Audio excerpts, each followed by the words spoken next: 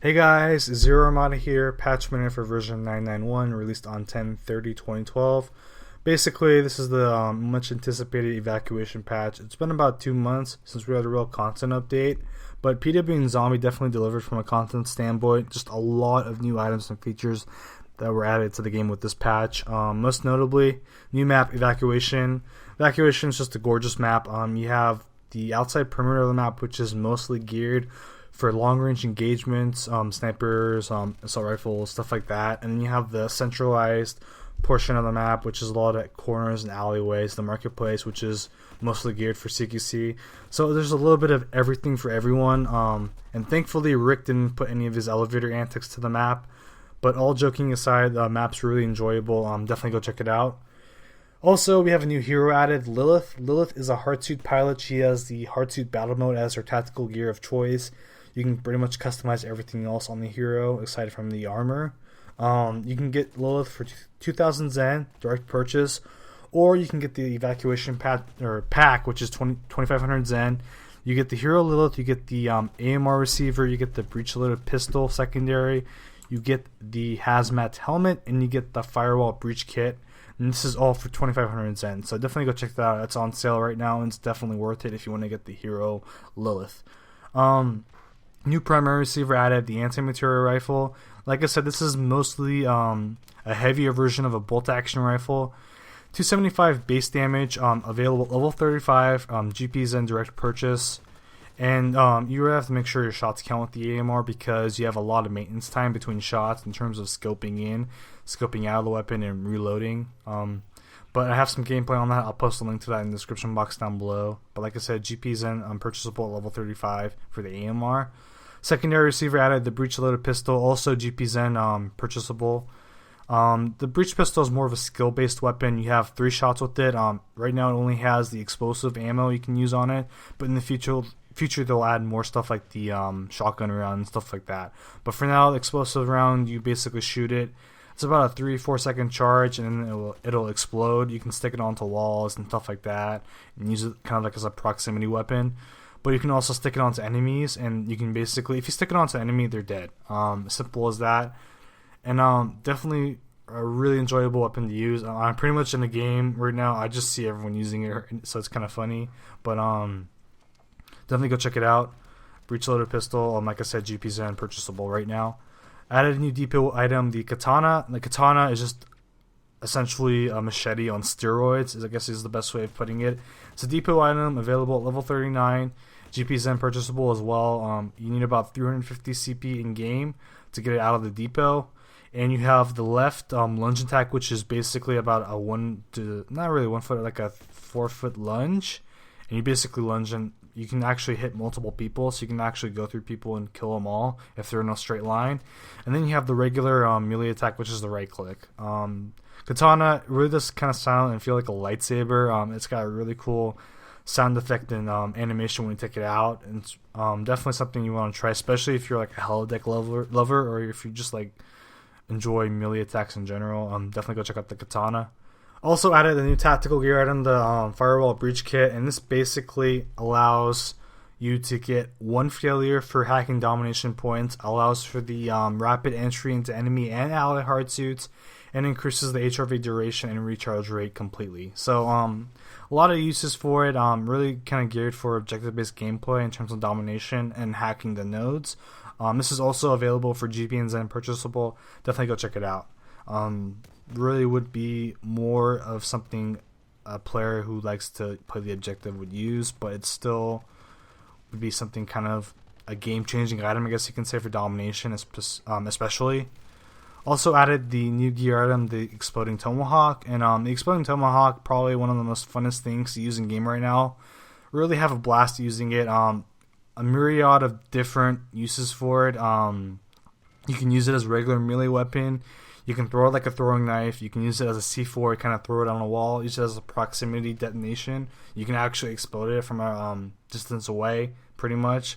So a lot of different uses to it. You can actually throw it onto someone and stick it onto them as your teammate, and you can basically use them as a suicide bomber. So there's just a lot of different things you can do with it. It's really fun, really versatile. I think they're definitely going to nerf it in the future because right now it's going to be overpowered. Probably having one or two people use it in the game is okay, but when you're going to see a lot of people use it, you're going to probably see it's really overpowered, at least in my personal opinion. But it's still nonetheless a really fun weapon to use. Also added the Prex Chemical Hazmat Respirator. New helmet out. It basically gives you a passive resistance to explosive damage. Also available for GP and Zen purchasable. So pretty much you have a common theme of everything newly released is essentially GP and Zen purchasable. And no exception to that, 2 new scopes are also added to the game. The EMI Fused Image -IR and the EMI Cypher -IR. And these are basically infrared scopes. So you scope in and you basically see your enemies as red blobs. Really does kind of differentiate them from the surrounding areas. And it's kind of, I guess you can say, complementary for HRV. You really can see people more clearly. And if you guess you can complement with HRV in a way, it can really help you spot out people more effectively. There's a 3 zoom and there's a 4 zoom scope on each of these scopes. So a little bit of variety in that regards as well. And like I said, these are both GP and Zen purchasable also. Also added the new feature premium servers. So now we have premium servers that people can rent and buy. You can have your own client server. You can have your own personal server. You can have your own public server if you wanted to. There's a really huge assortment of options you can put on these servers. You can have a no HRV game. You can have a game where you can disable elemental ammo. You can disable data nodes. You can disable basically the depot if you hate all those OP weapons being used in game. So there's a lot of cool options. You can have like a 60-minute team deathmatch if you wanted to. There's just a lot of options for the premium servers. It's about a week for a premium server is about $7, and about a full month is about $20, give or take. So that's basically kind of a baseline for the prices. Definitely go check them out. You basically buy tokens, and you can actually recharge your servers if you wanted to at any time. So really cool option. Kind of something the community really wanted. It's definitely going to add a lot of variety to gameplay as well. Other options added. Added spectate to death. So now when you're spectating people when they die, you don't have to kind of hunt them down. In spectator, you can basically kind of just switch over to them once they respawn. Also added the toggle option to disable the spawn animation. So now they have a new spawn animation that kind of makes people nauseated. So kind of listen to the community and kind of put that in so people can disable that if they really don't like it that much. Now in terms of fixes, just really quickly, fixed an issue where the sprint animation will occur during normal walking speed. Fixed issue on multiple levels that prevented players from being shot in certain areas, basically probably and most notably the deadlock the tents area.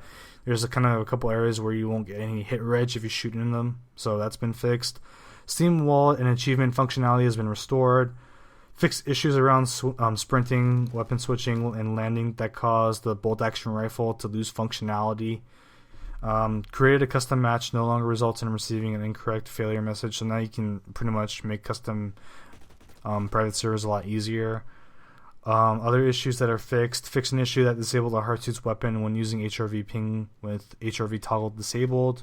Clan invites can now be received in a match and can now be accepted during a match, which is cool because people have been getting clan invites in game and you pretty much have to go through the lobby to actually get the invite and accept it, but now it's been fixed.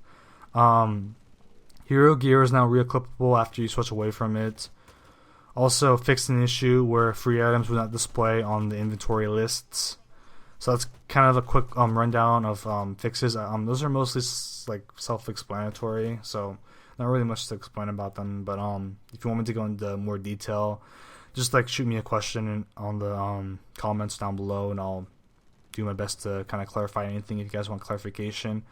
And changed, pretty much LMG Recon is now available for direct purchase GP and Zen. So it used to be a chance back then you can buy with GP and Zen. But that's basically a quick rundown of all the patch notes. Can't really go into that much detail, but hopefully that gave you like kind of a little teaser of everything with a limited amount of time. But if you have any questions or comments, definitely hit me up with a comment down below. I'll do my best to answer them. And hopefully that helped out. Thanks for watching as always. Much appreciated. And until next time.